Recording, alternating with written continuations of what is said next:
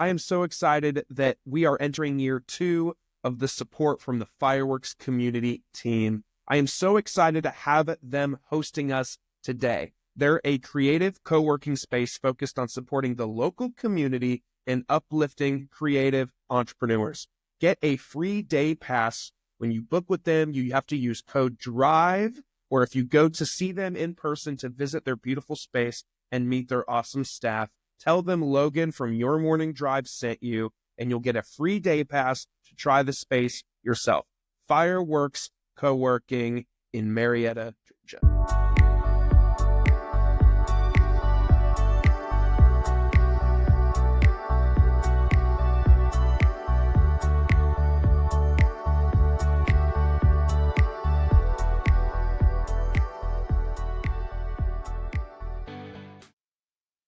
Hello, everybody. Welcome back to another edition of Your Morning Drive. I am your host with the most, Logan Lewis. It's great to be back in the studio. It's great to be back in your ears. Thank you so much for tuning in today. A couple things before we get rolling, before we get started. We're coming to you live from the Fireworks Studio in Marietta, Georgia. Do me a favor, wherever you're listening, whether it's Apple or Spotify, or if you're watching on YouTube, make sure you hit that subscribe button so that when new episodes are delivered every Wednesday, you won't miss them. Apple, Spotify, YouTube, subscribe so you won't miss an episode. That's the easiest way to do it. Hit that little bell ding thing on YouTube so that if you want the notifications, you get them. For more updates and behind the scenes, sponsor information, clips about the guests and the episodes, follow on social media, Facebook, Instagram, LinkedIn, all of those places. TikTok, we're back on TikTok, posting stuff on TikTok. Thank the Lord, I guess. And YouTube Shorts. So if you enjoy the YouTube Shorts, we're doing YouTube Shorts now as well. So make sure you follow along. Everything is just at Your Morning Drive on all of those platforms. Follow along for more content. My guest today is a local mom of 2 and has lived in the area since 1994. With over 13 years in customer experience, mystery shopping, and training operations, she discovered early on that fundamental behaviors are the key to success. She remembers taking etiquette class as a child in Knoxville, Tennessee, and still remembers some key learnings. In 2024, she followed her passion and co-founded Sweet Tea Etiquette. She is excited to use this next chapter of her career to give back to local kids, teens, and businesses through etiquette education. Please welcome my new friend, Amber Sisson. Hello. So excited to be here. Thank you so much. Thank you for being here. I appreciate it. Yeah, I know. Like applause. We're like, yeah.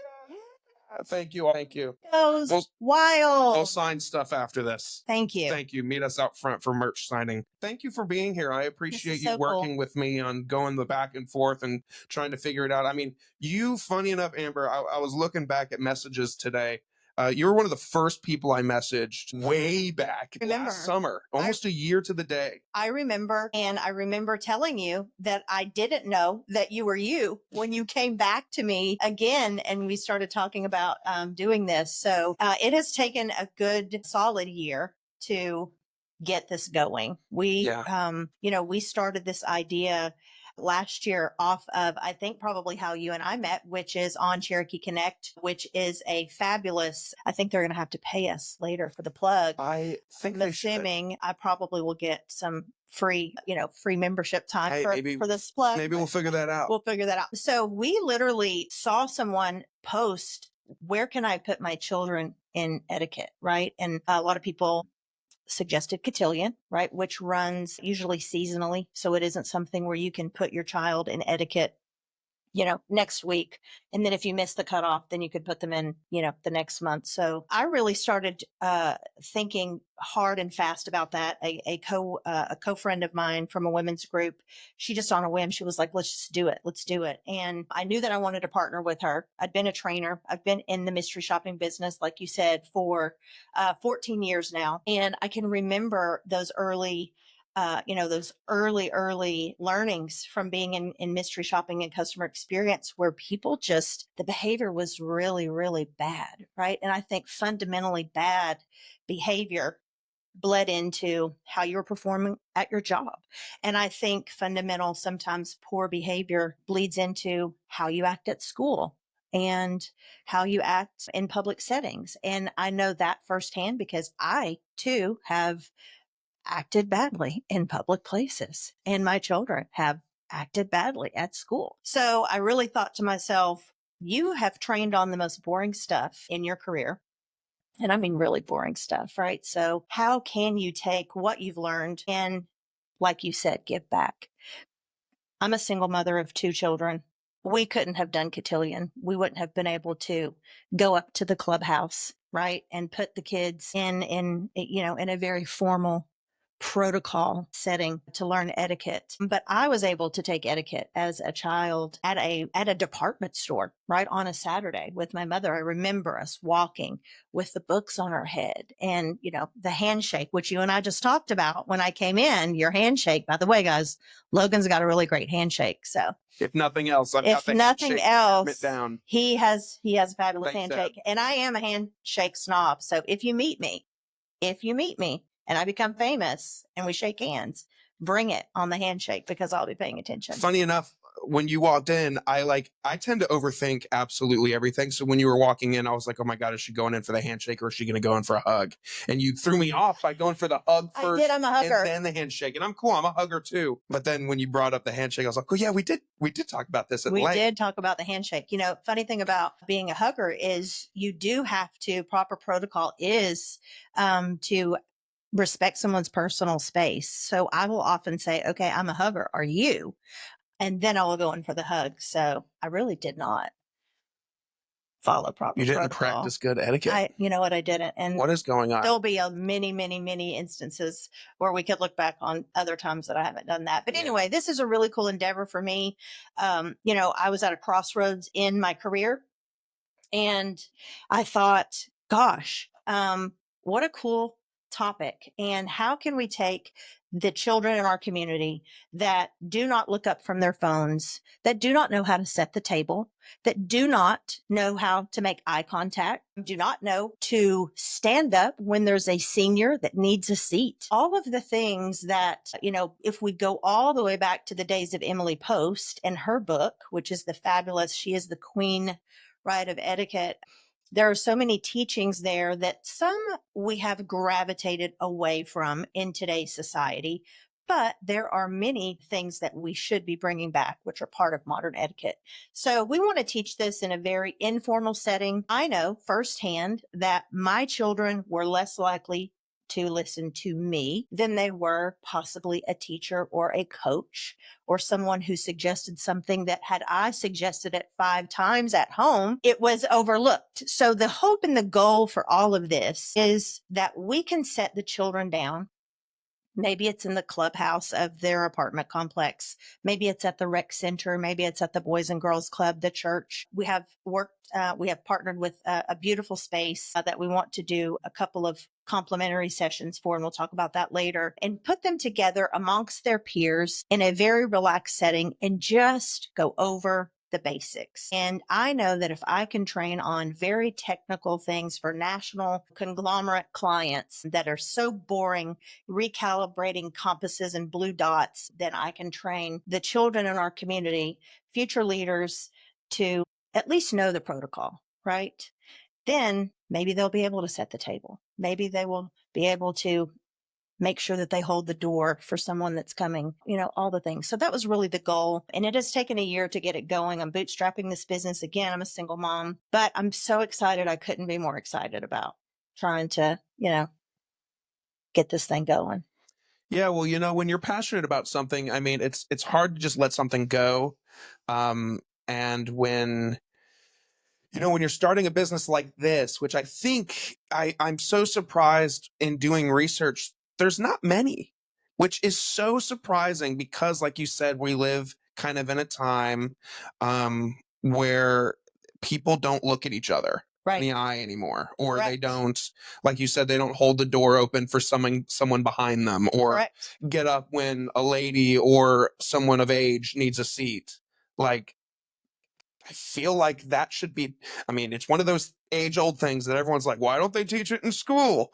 Right. They don't. Right. Just like they don't teach you how to do your taxes or to Taxes. change a tire or Exactly. to do basic human things like they're buying a car. That's a whole other episode.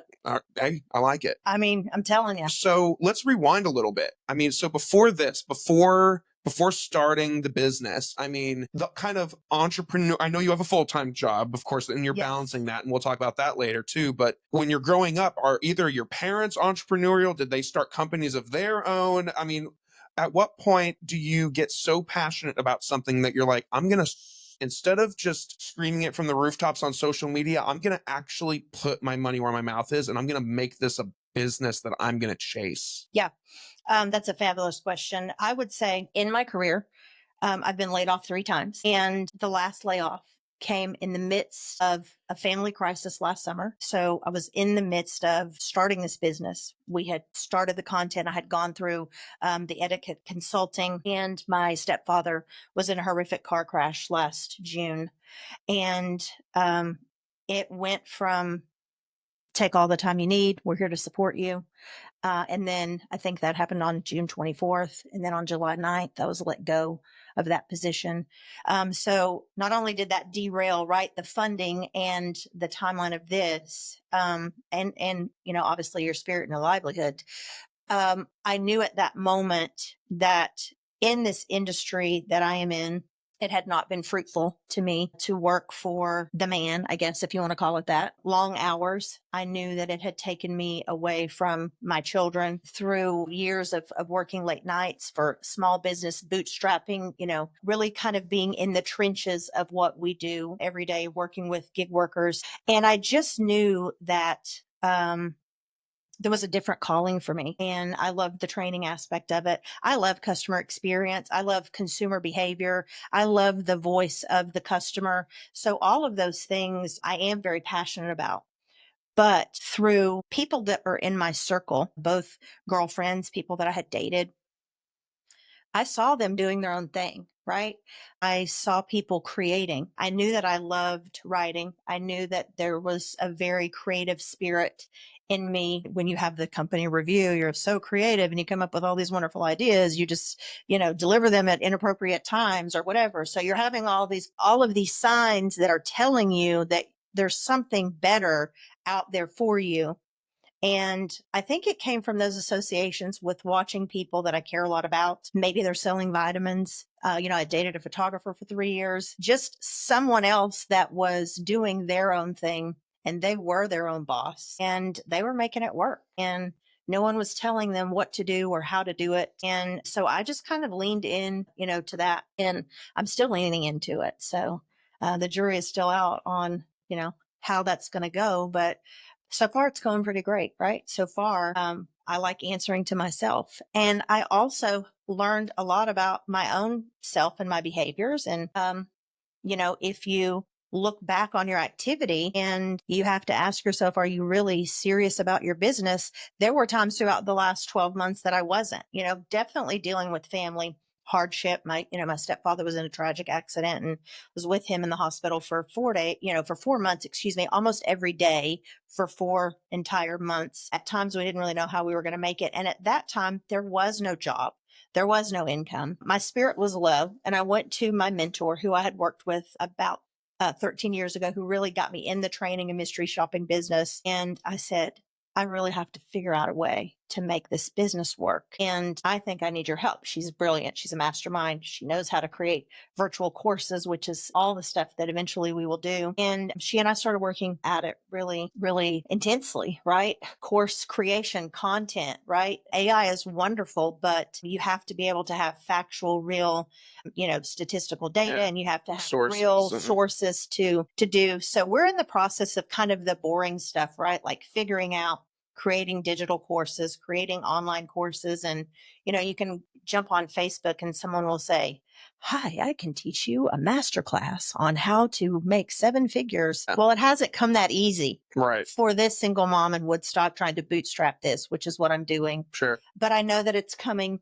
I feel the calling to do it, and I couldn't be more excited about it. So Yeah, that's awesome. I mean, again, like I was saying just a second ago, I mean, I just feel like you're doing a good thing. Like you're giving back to society almost. Like, Yeah. I mean, it's a real problem. I It mean, is a real the problem. lack of etiquette. And yeah, sure. I mean, we all have our moments. There's moments that I lack it, or, you know, There's moments that I like it yeah, a lot. there's moments A lot that of you're just like, moments. oh, what do I do? And you choose the option that wasn't You probably the do. most acceptable I've done it. in that scenario. We've all done it, I've done it. but it's the just kind of, and my wife is a teacher, and so she teaches second graders, and even at that second grade level, she'll come home and she's like, man, I can just see the COVID kids, or like the generation of kids that are just, you know, they're not disciplined. Instead, they're sent to their room with an iPad, and Right. they entertain themselves on an iPad, which is kind of counterintuitive, I think. I mean, that whole concept to me seems bass-ackwards, as I sometimes say. But,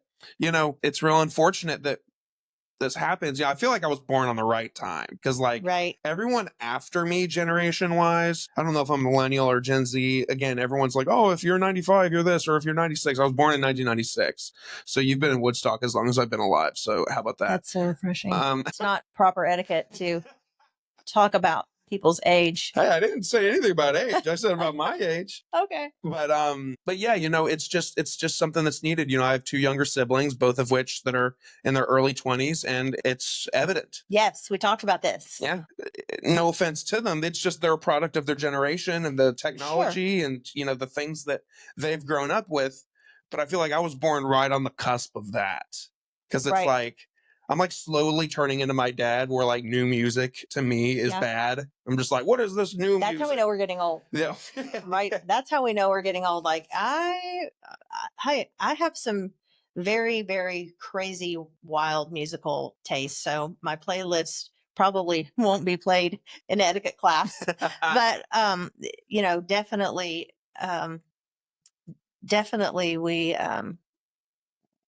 we've got a long way to go as a society. And the thing about it is, those kids can be sent to the room with their iPad, and it can be great for screen time, and people can be who they are. People can be introverted. People can be wild. There are people that are mean spirited. What we want to teach is just something that they may not be receiving at home. And I think that there are so many kids that are not receiving it at home.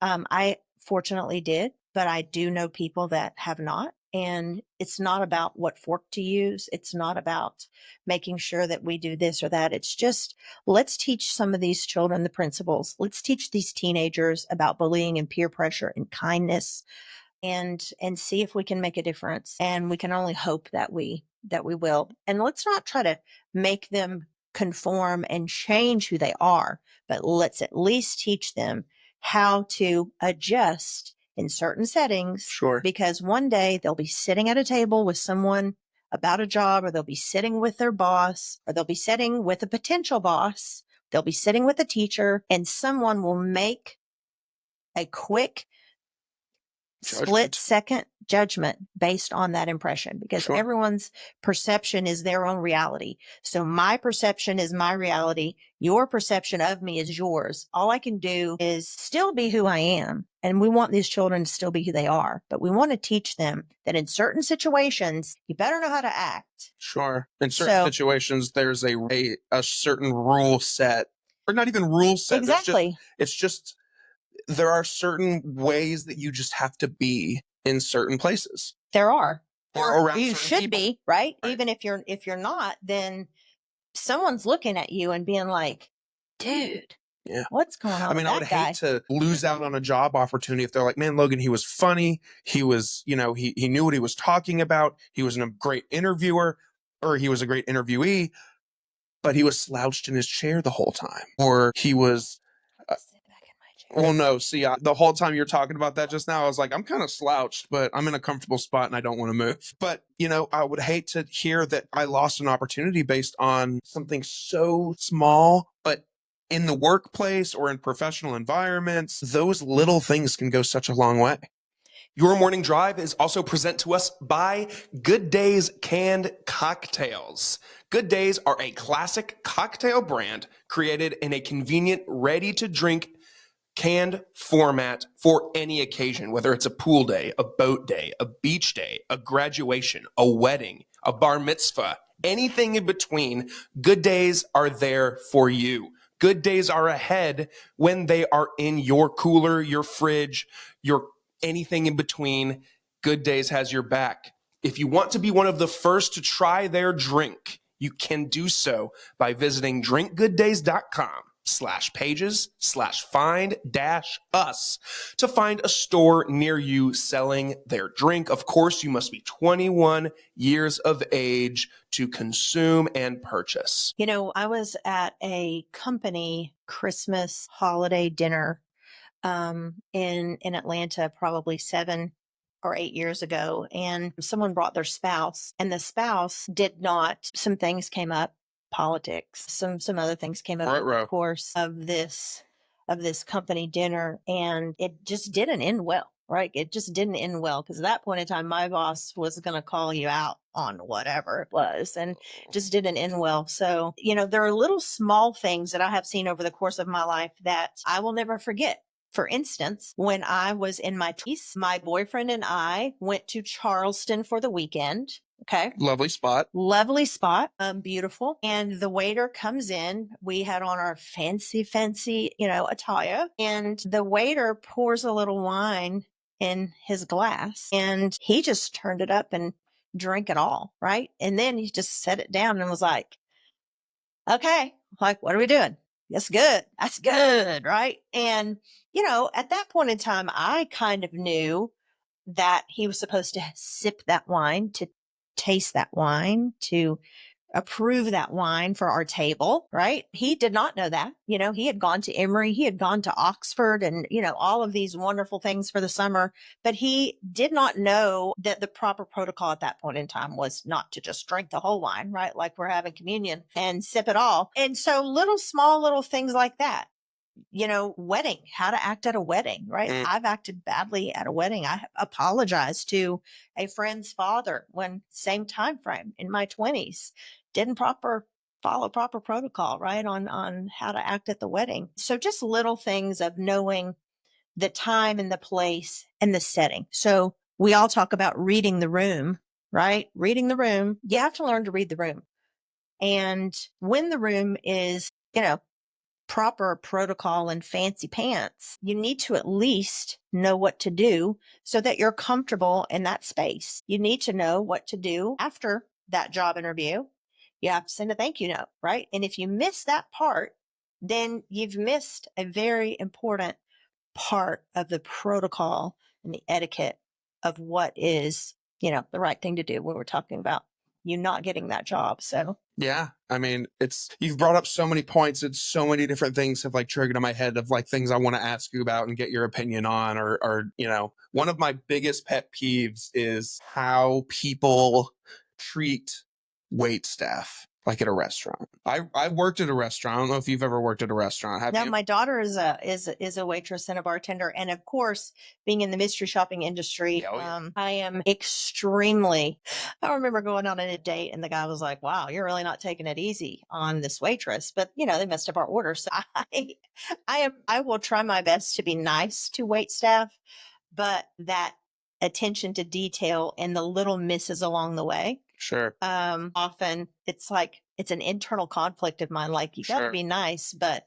if they mess up your order, they mess up your order. Sure. So, but what were you going to ask me about? Well, no. So, because I agree with you, like, because I worked in a restaurant, I try my best to give them every little benefit of the doubt. Correct. But once it's evident that they're just lazy or they're like lacking the attention to detail, that's when it goes out the window. And I'm like, all right, this person sucks. And that's okay. Some people suck. I hate to have to admit that, but some people suck. Some people suck. But, you know, like I have certain family members that they probably won't hear this, so that's okay. They just treat people in any scenario, not even just a restaurant, but they treat people that are serving them with less respect because they are being served by them. So like, that's deep. Yeah. That's right. Something simple, like something that irks me is I was at a family lunch for someone's birthday. And I made it known that I was upset at the way that they treated this waitstaff person. Sure. They were ready for a refill on their drink, and their server was tending to a table on the other side of the restaurant. And this person raised their cup and went, like, shook it and was like, and so to me, I immediately, and I went against etiquette here.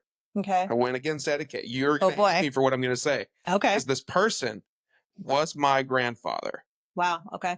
And I said, Grandpa, no. So we respect the elder. We do. But the elder is. And I think I said something like, Grandpa, what are you doing? Mm-hmm. And he said, how else am I going to get her attention? Mm. And I said, you wait. You do wait. And when I got home that day, my mom reamed me. I can't believe you did that. Grandpa is so upset. You're not supposed to do that to your elder. I cannot believe it. He thinks you don't respect him. And being the argumentative person that I was when I was in my teen years or early 20s. Where are you? I was like, I don't care, Mom. He did something disrespectful to somebody, and I don't care how old you are. You don't get to treat people like shit. Sorry. Well, we're supposed to be breaking generational curses. Yeah. So that's twofold. Number one, the proper protocol is to politely wait or ask a server to get your server, if you have waited an extended period of time, to bring your server over to politely say, excuse me, I need some tea, or my steak it was tea. is Funny. not, I figured, or my steak is cooked, too rare for me.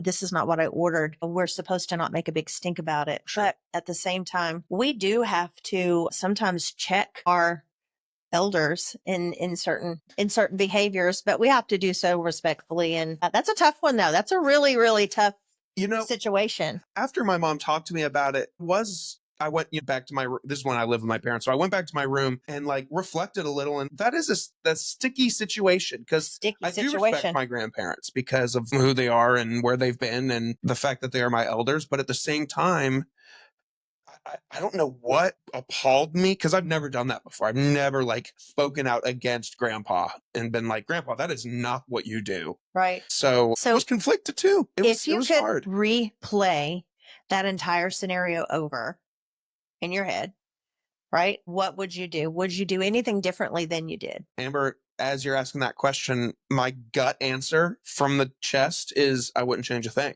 Great. Okay. But maybe a little nicer, wording it a little nicer. Grandpa, here, I'll go get her. Or, I'm sorry, Grandpa. Yeah, it has been a minute since she's been by. Let me try to make eye contact with her and I'll wave her over. But shaking your cup with the ice in a restaurant on a busy Sunday lunch where the restaurant's packed. Right.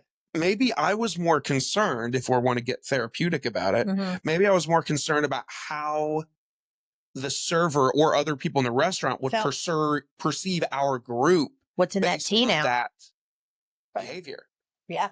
I don't want people to look upon me and assume, oh, that table is rude. No. Just that guy. That guy. Yeah. Not the whole table. Table 16. You got to watch those guys. Yeah, for real. Table 16, they're waving their cup in the air. But yeah, that was my first kind of exposure to because respect your elders was something that was taught to me. Of course. But that was the first time I ever had gotten conflicted with it. Because when I went back to my room and I reflected about it, I was like, oh man, I definitely hurt Grandpa's feelings. And I inevitably apologized to Grandpa. Really? Okay. Oh yeah. I told him, I was like, Grandpa, that wasn't really cool that I did that to you. I just felt embarrassed and I think I shouldn't have done that. Yeah. So I apologized to him, even though I might not have meant it. Maybe my mom told me I had to apologize. And how old are you at this point? Oh, okay. So you were an adult. Yeah, very freshly an adult. Gotcha. Definitely young enough that my mom was like, I can't believe you as an 18-year-old would do that to your 60-something-year-old grandfather. Yeah. The balls on you, boy, Yeah. But yeah, so that got to me. I don't know why I had to bring that up, but it's a kind of a morally same thing. There's two different etiquettes at battle there. Do you respect Grandpa and just let him treat the wait staff like crap and just sit there silent? Because that's what my mother said I should have done, is just sat there silently. Just because you disagree with someone doesn't mean you need to make it known. Yeah. I guess in my mind, if I had this scenario, I didn't know I was getting quizzed, but not that this is a quiz. I probably would have gone to Grandpa privately. And if you were me. Yeah. Okay. And then I probably would also have apologized on grandpa's behalf to the waitress. So her takeaway was, we're a great family. We're so sorry. I know that you're very busy or whatever. So it's an interesting caveat. And there are so many caveats to etiquette and protocol and what is proper manners and what isn't. And every situation is different. And, the books will say this and the books will say that. But, our life is just real life. And all we want to do is equip teenagers, children, young adults in this community to, understand some of the basics and then let them decide if they're going to act on those things.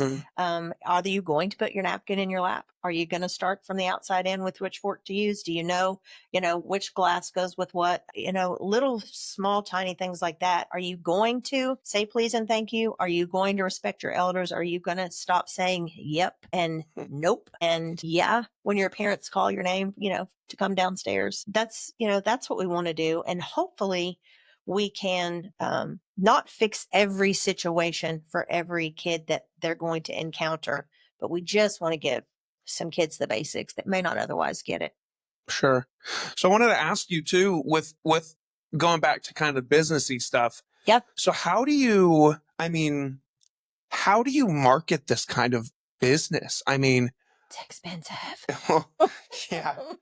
Welcome to marketing. Right? It's expensive. It's, hey, you want to succeed in your business and you want to do marketing. Hope you got the cash for it because it's not cheap. But there's a masterclass on Facebook. Yes, there is. They're going to make you an expert. They are. At Bob marketing. Iger is going to teach me how to be an expert in masterclass. I've done a few of those. I think really a lot of what I am starting to do right now is women's networking. So one of the things that we see often in the group that you and I are in together are different business networking groups. There are a lot that are out here now for women. There are several in Woodstock. Cobb Women in Business. I just attended an event, a Galentine event with that group. So I'm trying to figure out where I want to use the networking to my advantage. Obviously, I live in Woodstock. My passion is Cherokee County. The co-founder of our company lives in Holly Springs and Canton. And then the mentor that I'm working with lives in Kennesaw. So mainly we want to target Cobb and Cherokee County children. So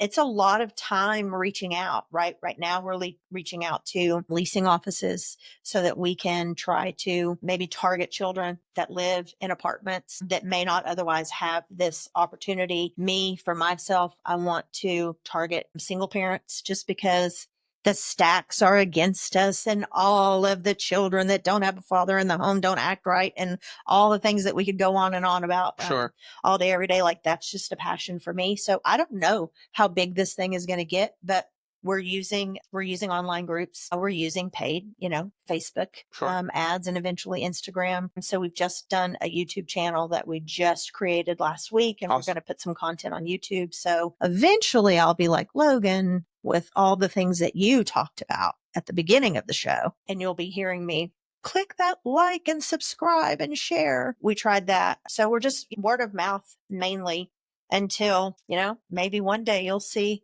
a little coupon in the, in the weekly paper that, comes around that gets in your, that comes in your mailbox, or the things like the Cherokee Tribune or the time, whatever the Times, right? Like the New York Times of Cherokee County, the little magazines that come out, eventually, hopefully we'll be in there. Sure. I have to replace my full-time income before I can do this full-time, but there is nothing that makes me more excited than being able to walk away from an industry that hasn't been very, very good to me, right? To be able to do this on my own. So while we're talking about. Yeah, I was actually just going to ask. I saw you looking at. Yeah, tell me about it. While we're talking about funding and marketing and advertising, we have started writing some content that we can try to sell so that we don't have to say, will you invest in my business, right? Because people are afraid to do that. So we have our first coloring book, which is so cool. I definitely want you to see this. And this is a coloring book that we put some thought into this, and I dedicated this book to my mother, but this is called The Wise Way to Be, A Manners Adventure. And it is just basically really a coloring book. If you look on different aspects of dinner time and you know, making a good impression, saying hello. So it's just a really fun story. And this is the Sweet Tea Etiquette edition of The Wise Way to Be. And it basically is just a manners books for kids. Hey guys, I want to talk to you a little bit about the company that makes your morning drive happen every week. Are you looking to elevate your business and your brand? Hammerhead Creations is here to help.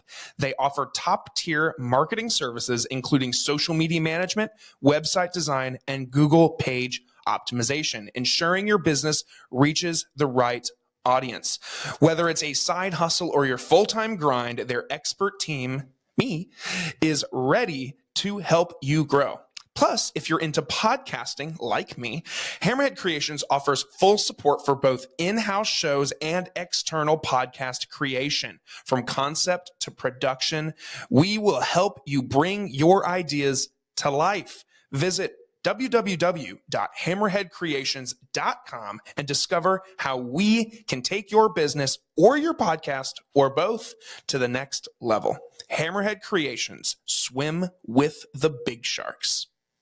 So we're starting there. We're actually working right now on a book for graduates, which I sent you kind of a small blurb on that, because if people are going to spend thousands of dollars on taking their kids to Florida, booking them a trip to Florida or the mountains, several $100s for a yard sign, which those things are all great. But we've come up with an etiquette and protocol guide for graduates, which we hope to have out in the next 2 weeks so that we can start using that as a tool to really just get the word out about the business. For now, it's just me.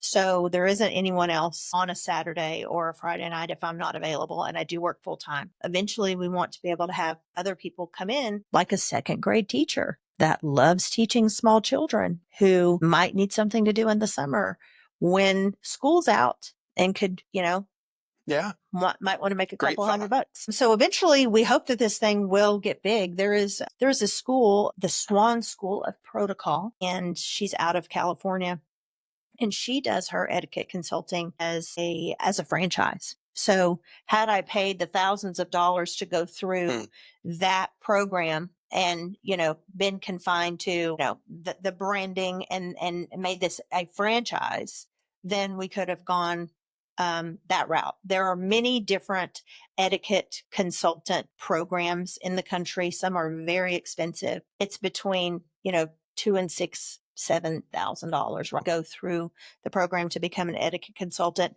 And that is a lifetime goal of mine, obviously, would be to go up to Vermont and go through the Emily Post program and become an Emily Post trainer. And that's just kind of like the Alabama football, right, version of being an etiquette consultant. But until we get there, we're just going to keep relying on people like you to ask us about our next class. And we're going to keep putting little pop-up events on. We'll keep going to festivals, selling our coloring book. The book is available on Amazon. It's really, really cool. It's $9.99 on Amazon. Hopefully we'll have it at a couple of the local bookstores here so that people can get a copy, sell a copy. If you're interested in having this book at your business, then certainly reach out to me, because it's a great way for me to use this as a way to fund my business, because I am a single mother and I rely on one income in a county that is very expensive to live in. Yes, it is. With all fun aside, it does take a lot to start a business, right? It's very expensive to get things going with your business. And I don't know how to just ask angel investors for thousands of dollars that are needed to get my business, but we want to have this thing really, really going. And, we want to be able to serve food for the children. We want to be able to have quarterly formal events for the children, teas in the springtime, something for graduates, something for the holidays. We want to be able to do all of that stuff, but it's going to take us a little time to get there. So we're just going to start by doing some complimentary classes. We do have a space, designed event space. We'll go ahead and plug that business. I have spoken to her, and, I was going to the thrift store right next door, which is mostly Mutts. And I saw this space that had been, I think it had been like a vaping lounge before. And I popped in and I looked in the window and I was like, oh my gosh, this is a beautiful space. And so I called the lady, and she has said to me, I will do this for you. and allow you to come in and try this for 2 classes to see how this goes. And so in order to be able to do that at such a nice, friendly friends and family rate, then we want to offer 2 complimentary camps for children. So typically it would be $149 to go through about a 3-hour session with lunch and the workbook and everything. So during the month of June, we want to have 2 complimentary sessions. We feel like that will be great because it will be the onset of summer and kids can take what they've learned and study it. Kids have a lot of free time on their hands during the summer, and sometimes that brings trouble. So maybe if they've taken an etiquette class, then they'll be a little less likely to, be mean to someone on the playground, or maybe they'll offer to set the table a few more times, or maybe they'll, open the door for a grandma that's following behind them at a restaurant. So we want to be able to do that. And we are going to do that in June. And then we also have partnered with several other places. And so we're looking for event space. This is such a cool space. I'm so glad that we did this here. I love this area.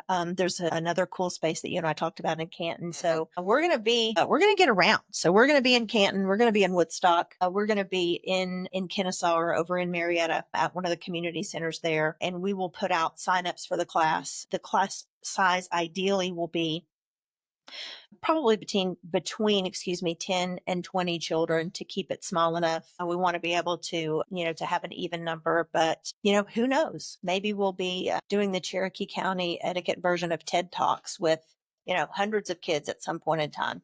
That's the goal. We only hope that we can touch that many people, that many families, and that people are receptive. People are receptive to the idea of sending their kids and putting their kids through something like this.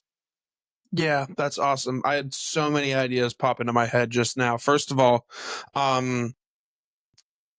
I had an idea that what if so my relationship with the lovely folks at Fireworks is very strong, and Really? very. In fact, they're a sponsor of this podcast. No, Baby, you're a firework. should be their theme song. I was gonna say what I could do. Maybe this is off mic talking, maybe not. Who knows? Who cares? I'm doing it here. I could connect you with Courtney, who's like the engagement and community person for this space. Courtney. I'm wondering if, like, just thinking out loud, I'm wondering if it would make sense. Like, what if, like, the Fireworks staff offered to all their members, like, hey, bring your kids for a class. That would be great. And they hosted it here, and they could host you here, and the kids could come, the parents could come, however it works. I don't know. But I wonder if that would be an opportunity to maybe connect you just with some families. Because there's a lot of great members here that have young families and or kids that are in college or high school. So I mean, there's a lot of opportunity there. And we know that we have to do this a few times to get our name out there, right? Sure. Like it's definitely, It's part of it. you have to start somewhere. We know that it will take a little bit of time to get, the buy-in from the community. So that's why we're going to do a couple of free sessions where we're really just going to ask if we're serving food to cover the cost of maybe a meal or a lunch, or the cost of the workbook. But we're going to do that to get our name out there so that we can do that. It's kind of like the roofer or the painter that asks you to put the sign in the yard, right? So we'll teach your kids etiquette if you will let us, take their picture and video them and put it out for content, right? Sure. So obviously, we won't take pictures of your children if you don't allow us to do that. We want to do that because those are key real marketing strategies. Sure. We're talking about marketing here that do work. And the best way for you to find out about Sweet Tea Etiquette and what Timmy learned in class and how he amazed you because he was able to set the table for the first time is to tell someone else about that. So then we can teach. Can I see the coloring book? Yeah. I want to check it out. The coloring book is great, so would love to get your opinion. So this is something that I dedicated to my mother, who is the one who put me in etiquette class. And this is actually her copy. And there are some pictures on the Sweet Tea Etiquette Facebook page, Sweet Tea Etiquette, if you like us on Facebook, where you can see me presenting the book to my mother for the first time. That was a little over a month ago. And it was really fun and special for her because she wasn't expecting it. So for $10, right? So $10, everybody, we had a lot of people that actually ordered this for Easter, and I kind of did it pre-Easter because everybody needs something for an Easter basket. But, this can go in a waiting room. This can go in a children's store. This can go in a tea house. This can go in a restaurant.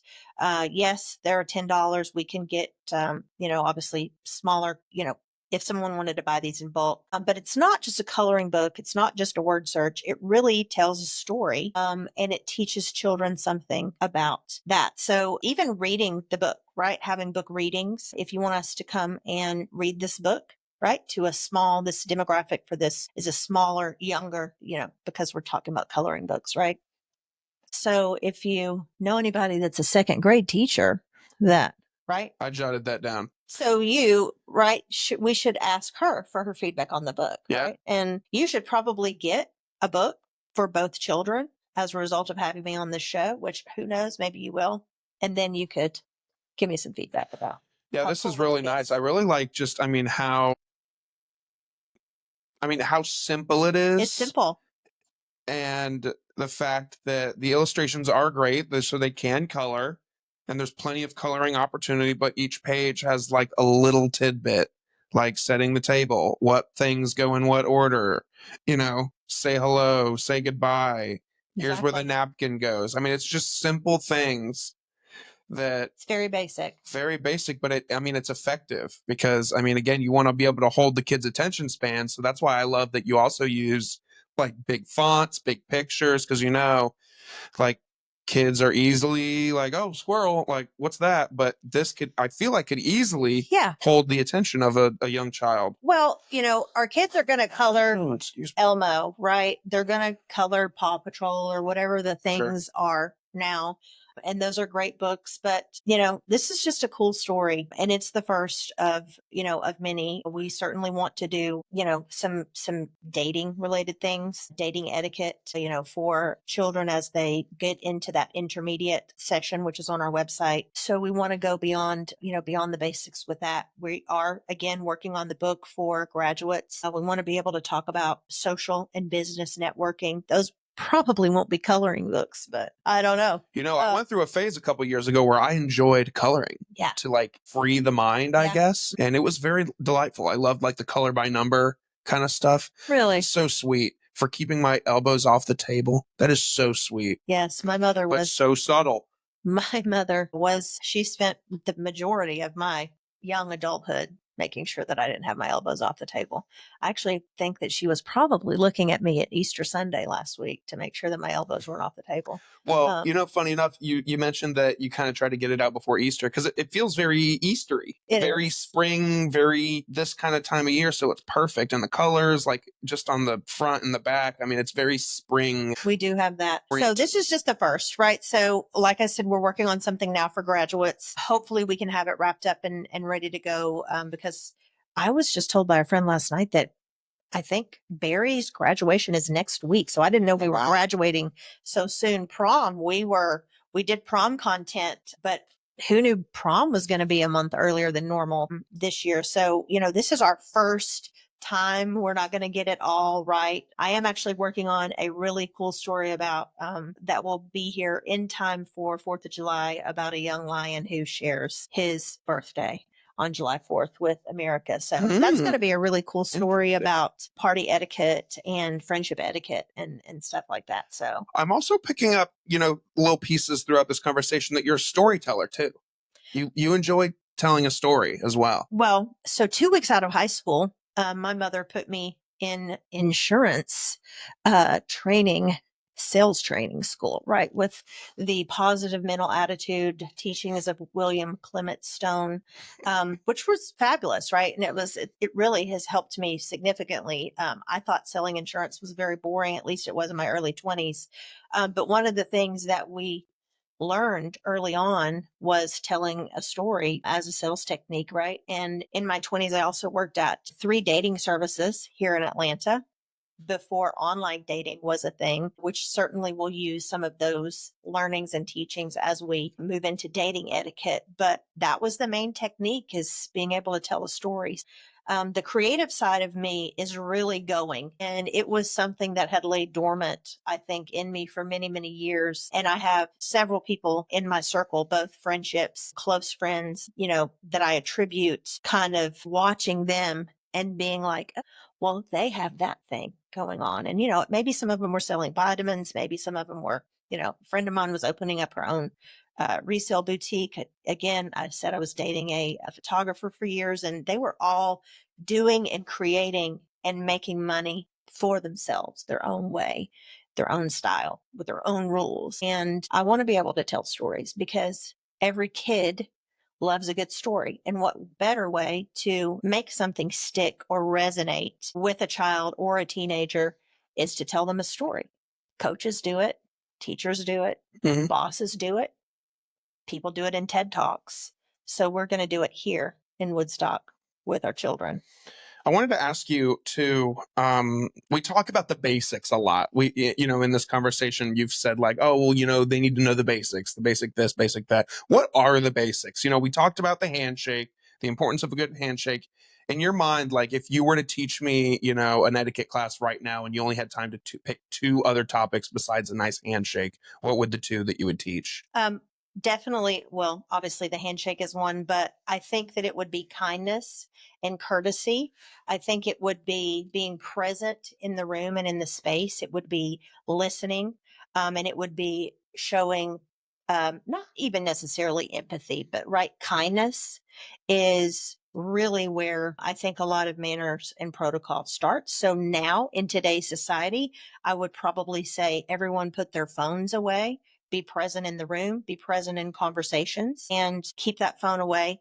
Kindness, showing respect, because etiquette is more so about, the comfort of those around you, and making sure that you are doing the right thing in space at time, right? So Friday night at Waffle House setting of etiquette is very different than classroom etiquette, church etiquette, right? Sunday, Easter family dinner etiquette. But we have to be able to show kindness. We have to be able to respect our elders. We have to be able to be ourselves, but be able to be received by others as a good, kind, respectful person that shows proper manners. So the basic depends on the situation. So we could talk about the basics of making good eye contact and making a good handshake, but it goes so far beyond that. And it really depends on, it depends on the situation, right? If you're asking a coach, you might say,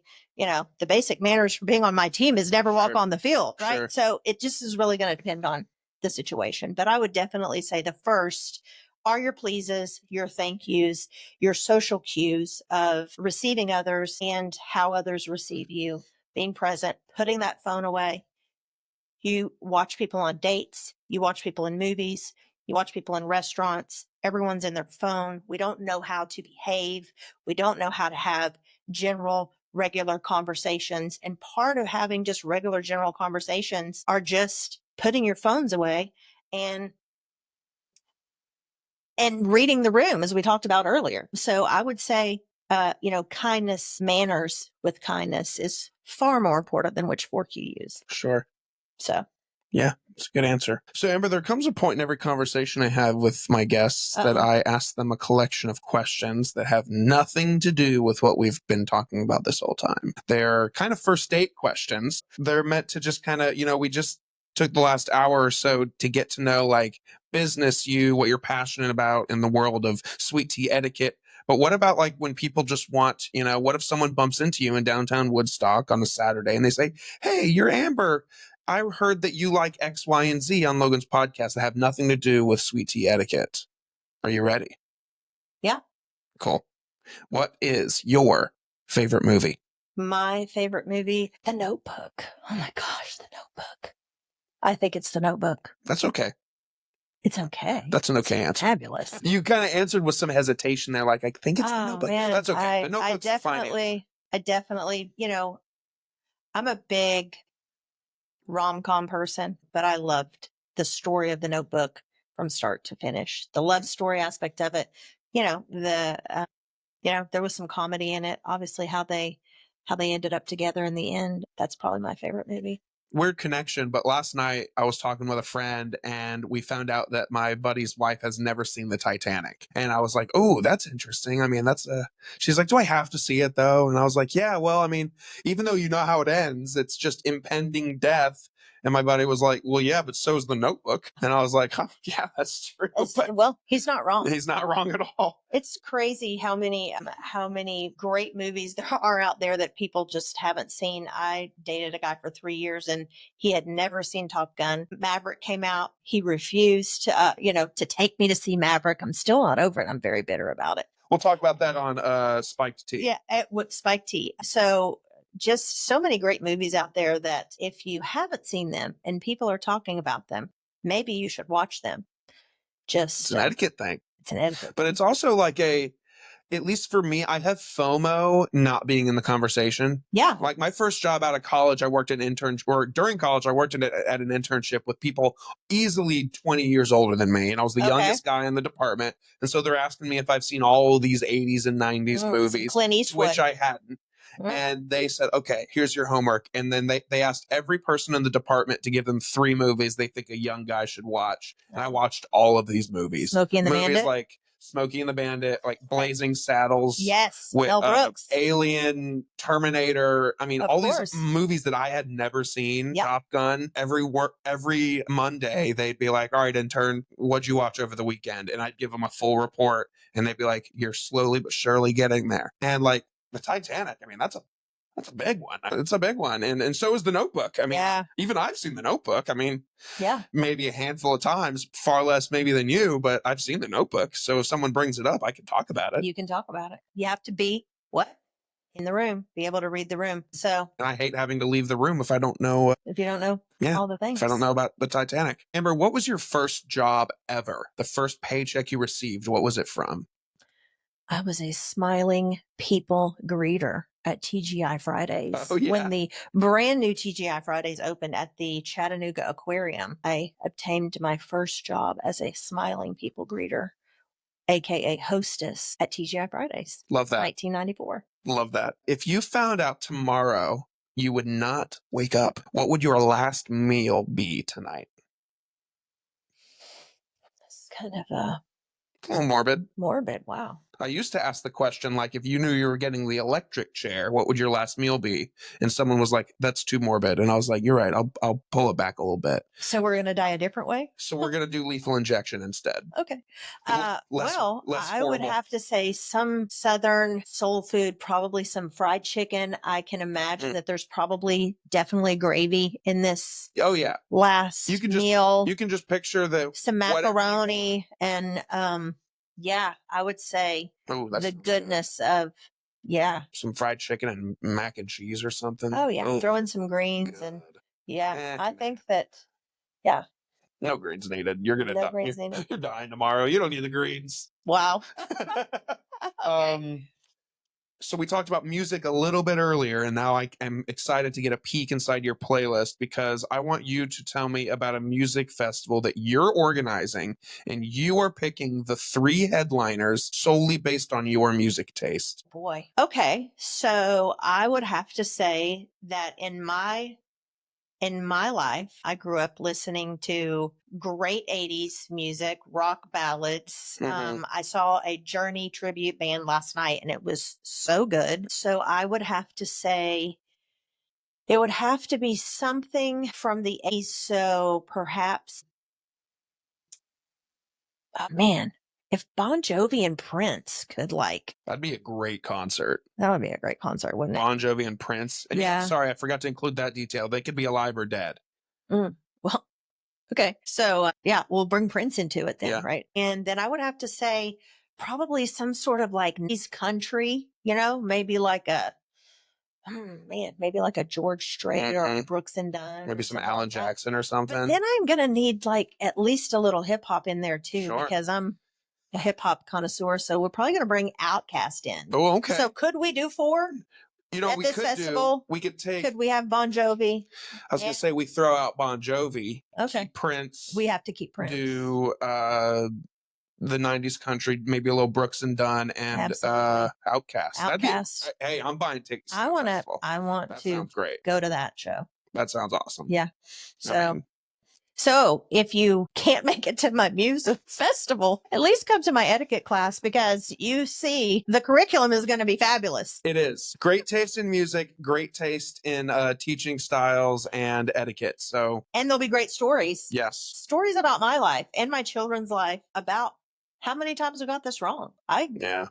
I'm still getting it wrong. Yeah. Well, And it's not easy. it's not easy. Amber, what on a day that you get to not work, which I'm sure is few and far between because you are a single mom, and so if you're not working on your full-time job, you're working on Sweet Tea, and if you're not working on Sweet Tea or your full-time job, I'm sure you're involved with your kids in some way, shape, or form. So on a day that you get to treat yourself and take care of yourself, how do you do that? I don't. I'm a big proprietor of naps, less than I used to be. Before, there definitely would have been naps involved in any time that I had for myself. I'm a single mom, so I don't frivolously get to go out and get massages and, all the, Bells things and whistles. that, that's just not what my life has been about. But I would have to say definitely rest, because we need that time. And now I would probably have to say getting in some sort of workout, because that has been probably the best catalyst for me in conditioning myself and my brain for the endurance that it has taken to do this. Has been just small spurts of, trying to get some exercise in. So probably a cross between rest and hey, a good meal and maybe a margarita wouldn't hurt. Amen. Yeah. What's your biggest fear? I think my biggest fear would be not living up to the expectation that I have set for myself. My father has been gone for 10 years now. So many things in my life I have not done the right thing to, I would say, make those before me, my parents proud in certain things. But I would say not ending up, my biggest fear would be not ending up in a place eventually, it's not today, where you didn't make your parents proud. Yeah. So maybe that throughout these history of events, right, being a single mother, there have been many instances of things that I did not do, but I would have to say my biggest fear isn't necessarily failing at this, but failing at something that makes those who raised me proud. Sure. I relate to that. Yeah. A couple more. Oh, What boy. would the title of your memoir be?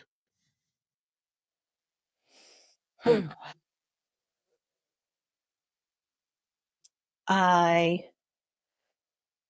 would have to say it's not as complicated as I made it. I like that. That's a good title. It's not as complicated as I made it. Yeah. That's good. I like that. Yeah. And then lastly, Amber, what does success look like to you? Success to me looks like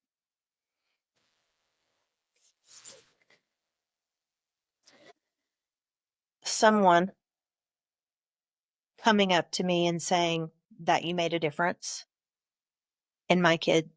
I don't know what that feels like for coaches and teachers. And, I was just watching the draft and, kind of thinking for a moment about some of those coaches, right? Like not the main coach that's in the spotlight, but some of those coaches and what they've done and how people have looked at, mentors, I guess. And the goal of this is not to become a mentor for children, but it is going to be someone being able to say that what we've done here has made a difference in, maybe something that they saw their child do, maybe something that, their child learned. I think it has to be making a difference. And that comes before the financial freedom, of course, which is, the main thing. As someone who's been a single mom living in this community that we live in has sometimes been a struggle. And, I want to be able to be in control of that for the first time, and experience that freedom and experience that creativity. And I think that will be what makes me feel successful in this endeavor. Sure. Great answer. Great Yeah. answer. Amber, now I'm going to let you, as if we haven't talked about sweet tea etiquette enough throughout this conversation, I want you to look to the people and tell them how they can support you, how they can find you, how they can buy the book, Yeah. all of those things in between. Advertise. Yeah. So again, I'm Amber. I live in Woodstock with my 14-year-old son, who turns 15 next week. And we want to work with local businesses. We want to be able to house these classes in local spaces. We want to be able to give back to our community, and we want to use vendors from this community. So if you're a caterer, I have a young lady who has agreed to make me treats, for this class. I have a young lady who said she would make me hand sanitizer. So whatever you do, or whatever you can contribute, maybe that's space, maybe that's offering, a deal on a batch of chicken tenders so we can teach the kids proper cutting technique, or feed them or serve them. Those are going to be the great things for me starting out. Being able to buy this book, right? The first book is on Amazon, right? So if you go to Amazon and you type in The Wise Way to Be, this book is $9.99 on Amazon. And yes, it has 26 pages of activities, but it is a great story. That's a great way to help me fund this business, because I do make couple bucks, just a couple on every one of these. But if you have a restaurant, if you have a catering business, if you have anything or can make anything that would go into a swag bag, that's good stuff. Right. So maybe your company makes ink pens. Maybe your company makes, whatever it is that we can put into the swag bags, because the best thing about the party is the party bag. Right. So those are the things that you can do to support me. Obviously, Sweet Tea Etiquette is on Facebook. We've just launched a YouTube page where we'll be putting content. So liking and sharing that. And I guess just choosing us. I would love to have someone who's been through cotillion come in through one of our sessions and spend 2 hours with us, so that someone could take that away and say, hey, last year we put Timmy through cotillion, but we did put him in this manners class, or we put him in a manners class when he was becoming an Eagle Scout, or when she was in Girl Scouts. We would love for you to be able to consider putting your child through one of our classes. We're doing these short pop-ups, 1 to 2 hours, nothing formal, nothing, major, where we're going to sit them down for 3 hours. We're going to do that because everything is about a pop-up now. So we're going to do these pop-ups, and we're going to start that in June, so we can try to get some of these kids while they're out for summer. And that's really the main component of support. It costs you nothing to like and share, to tell someone about this lady that is going to be teaching etiquette in Woodstock and Kennesaw and Canton. So that's really it, is just talking about it and seeing for yourself. I love it. Amber, I will make sure to throw the link to your website, to the book on Amazon, in the description of the podcast episode, so that anyone who likes what they hear can go learn more, buy the book, whatever they want to do. Amber, thank you so much for taking the time to talk more about you, so that I know, but also the people in the community know that you're here and you're ready to help. And thank you for sharing your story with me. Thank you for talking about your business on your morning drive. I appreciate your time. I can't tell you how much I appreciate you. So. Well, absolutely. Guys, again, everything relevant to Amber and Sweet Tea Etiquette will be in the description of the episode. So if you're interested, you can just click or scroll down and get to wherever you need to go. Again, like I said at the top, follow me on socials for more information, more clips, more updates. Everything in between is at Your Morning Drive on all of the platforms. We appreciate you taking time to listen today. Thank you. Thank you. Thank you. See you next time. Thank you. Bye. Bye.